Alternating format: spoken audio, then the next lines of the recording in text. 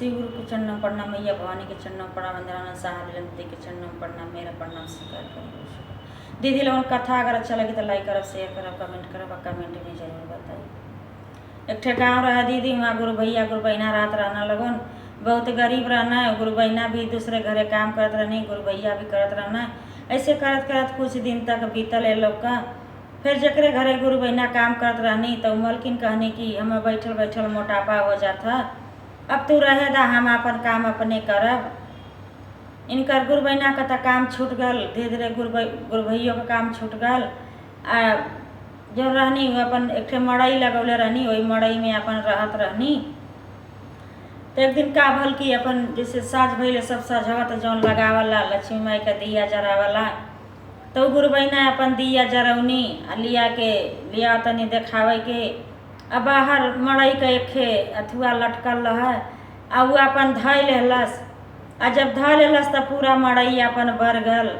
ए लोग के रहे के भी ना ठेकान रहे। ए तरह कई दिन बीत गल तो गुरु भैया गुरु बहना जौन रहनी दूसरे के घरे लड़की लैकन अपन छोड़ के कनी तू लोग ने जना रहा, हम जात है कहीं काम खोज। आ गुरु बहना सोचनी कि चला ना कहीं कोनो आशा बात नैहर तबा न, नैहर माई बहू बाड़ा अपन दी है। तब गुरु बहना गईनी, जब अपने नैहर गईनी तब उनकर बाऊ दुआरे बैठल रहना, तब अपने बाऊ का गोड़ पकड़ के रोवत हई आ कहत हई, विपत्ति के मारल हो बाबा अइली तोर दुआरिया हो, तोर हम दुआरिया हो, किया हो बाबा देई दाना हमा के मड़ैया हो बाबा, किया हो बाबा देई दाना हमा के मड़ैया हो बाबा। अपने बाऊ से कहनी तो उनकर बाऊ कहत हुआ, हम नाही जनली हो बेटी बना बुगरी बानी हो, बना बुगरी बानी हो, किया हो बेटी मांगी लाना मम्मी से झोपड़िया हो बेटी। ए बेटी हम ना जल्ली कि तू गरीब होइबू, नहीं तो हम 2 हिस्सा लगौले रहती, एक ठे तोहरे भाई का लगौले रहती, एक ठे तोहार लगौले रहती। अब एकर मालिक तो हम ना बाटी, अब एकर मालिक तोहार माई हैं। तो कहनी चला बाऊ ना देना तो माई तो पैदा कैले बा, 9 महीना ओदे से झूरे कैले बा, माई तो देबे करी हैं। तब वो गुरु बहना गईनी अपने माई का गोड़ पकड़ के रुआत हई या कहत हई, विपत्ति का मारल हो मम्मी अइली तोर दुआरिया हो, अइली तोर दुआरिया हो, किया हो मम्मी देई दाना हमा के मड़ैया हो मम्मी। तो उनकर मम्मी भी हुआ कहनी कि अब तो 1 के हिस्सा लगल बा, पहले पता ना रहल हईन, नहीं तो 2 हिस्सा लगौले रही। तो उनकर मम्मी भी कहत हई कि हम नाही जनली हो बेटी बना बुगरी बानी हो, बना बुगरी बानी हो, किया हो बेटी मांगी लाना भैया से मड़ैया हो बेटी। उनकर माई कहनी, है बेटी हम तना मालिक बाटी, अपने भैया से मांगला, भैया तोहार दे दी हैं। तो कहनी जब बाऊ से कहली बाऊ ना देहना, माई से कहली माई ना देहनी तो भैया दी हैं, चली एक बार भैयों से कहीं। तब गुरु बहना गईनी तो फिर भैया से अपने गईनी तो रोवत हई या कहत हई, विपत्ति का मारल हो भैया अइली तोर दुआरिया हो, तोरे हम दुआरिया हो, किया हो भैया देई दाना हमा के मड़ैया हो भैया।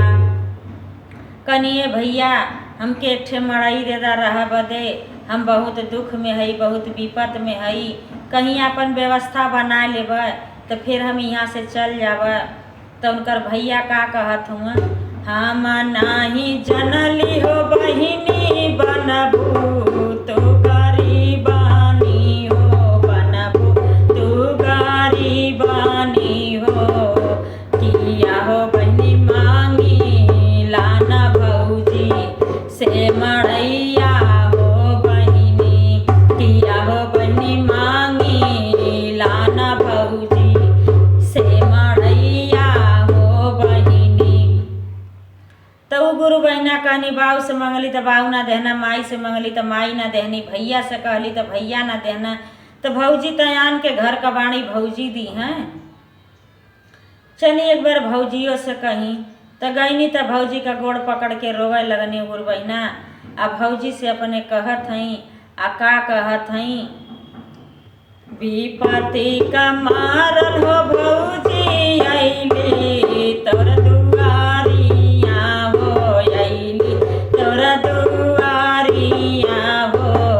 किया हो भौजी देई दाना हमा के मड़ैया हो भौजी, किया हो भौजी देई दाना हमा के झोपड़िया हो भौजी। कनिए भौजी हम बहुत दुख का विपत का मारल हई, हमके एक ठे मड़ई दे दा, अब वही मड़ई में हम रहब, फिर अपन व्यवस्था बना लेब तो चल जाब। तो उनकर भौजी का कहत हई, कहलू त कहलू ये ननदो फेरी जानी काहिया हो, फेरी जानी काहिया हो। किया हो नंदो मारे लागब गढ़ा निका मरिया ए ननदो, किया हो नंदो मारे लागब गढ़ा निका मरिया ए ननदो। कहनी फिर कहलू तो कहलू फिर कहिया जी नहीं तो बढ़नी बढ़नी तो के मारब। का कहनी कि आज हम तोके दे दही, अकाल तोहार लइका होके हमरे लइका के दयाद बन जाई, हमार दयाद बन के रहबू यहाँ। फिर उनकर भौजी ना देहनी, उनके बढ़नी बढ़नी मार के अपने ननद के बैला देहनी। तो जब आईनी गुरु बहिना अपने घरे, गुरु भैया गुरु बहिना जब अपने घरे आई न, तो लइकन कहना कि गैललू हम मामा की हन, मामा कुछ देहना हियन। तो कहनी ना ही मामा की हन, हम ना गल लिया, हम काम खोजे गल लिया। तो राती खेलवन सुतनी के घरे से मांग के लिए आइलनी गुरु बहिना, सूखल रोटी या नमक धैले रहनी। तो भोलेनाथ अपन का कहना कि राती के साधु का भेज धैना, संझा खियना, कहना कि ये बच्चा कुछ खाए के दे दा।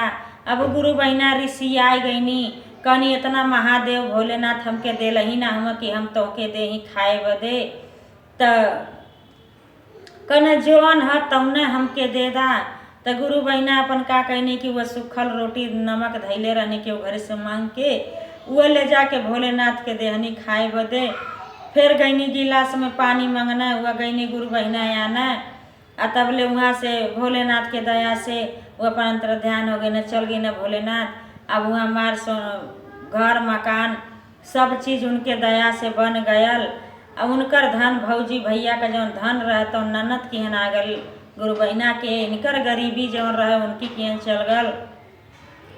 जब इनके नैहर वाला एकदम गरीब हो गई न, खाए का ठेकान ना भयल, तब उनकर भौजी याद कैनी, अपने आदमी से कहनी कि हे हो जब ले न उ गईनी तोहार बहिन तब ले हमन धीरे धीरे बिलात है जा, आ कुछ हमन के घर में रह ना गयल हुआ, चलता तनी देख आई जा। तो उनकर भैया कहना कि कहलू तो कहलू कहिया मत, हमार बहिन आयल तो केहू कुछ ना देहलस, हमरे बहिन के भगा देहलू मार के बढ़नी बढ़नी, अब नाम मत लिया। तो नाम मानने लोगन उनकर भैया भौजी आई न। तो गुरु बहिना का लइकन जब रहना खेलत रहना वहाँ मड़ई रहा तो वहाँ महल बन गल।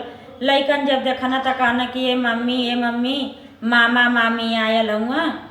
तब वह गुरु बहिना अपन गईनी हाली हाली अपन, तब वह गुरु बहिना अपन भैया से कहत हई, आवा न आवा ये भैया हमारी महालिया हो, हमारी महालिया हो। किया हो भैया भाई ठाना ला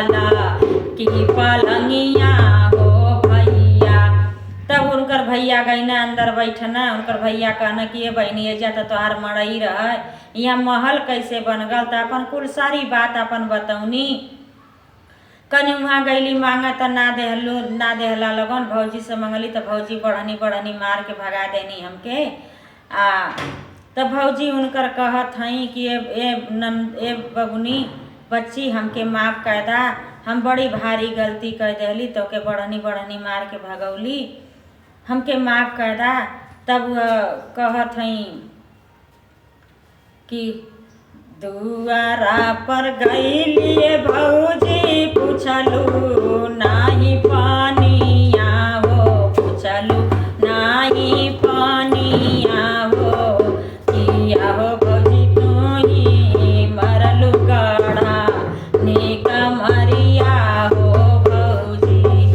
तो कहनी कि हमसे बहुत भारी गलती हो गई है। तो कहनी कि हम तोहरा ही किहन रहब। तो कहनी नहीं, जैसे भगवान भोलेनाथ हमें देहना वैसे तोहरो दिन लौटई हैं। फिर वह भगवान भोलेनाथ का उनकर भैया भौजी गुरु भई बहिना जो रहनी उ फिर भगवान से विनती कैनी लगन, दया मांगनी लगन। कनी हे गुरु, जैसे इनकर सब कुछ खत्म भल है वही तरह इनकर सब कुछ धन दौलत फिर वापस आ जात, नहीं तो हमके इनके में कौन फर्क रह जाई। फिर वह दया मंगनी लोगन। फिर भगवान भोलेनाथ जैसे इनकर कुल दुख आयल है वैसे ही दुख भगवान भोलेनाथ कटना। फिर इनके भैया भौजी का धन दौलत रुपया पैसा जितना रहे सब इनकर धन दौलत को वापस आ गल। फिर वह गुरु भैया गुरु बहिना लगन अपन राजपाट का लगना। बोलो शंकर भगवान की जय। हर हर महादेव।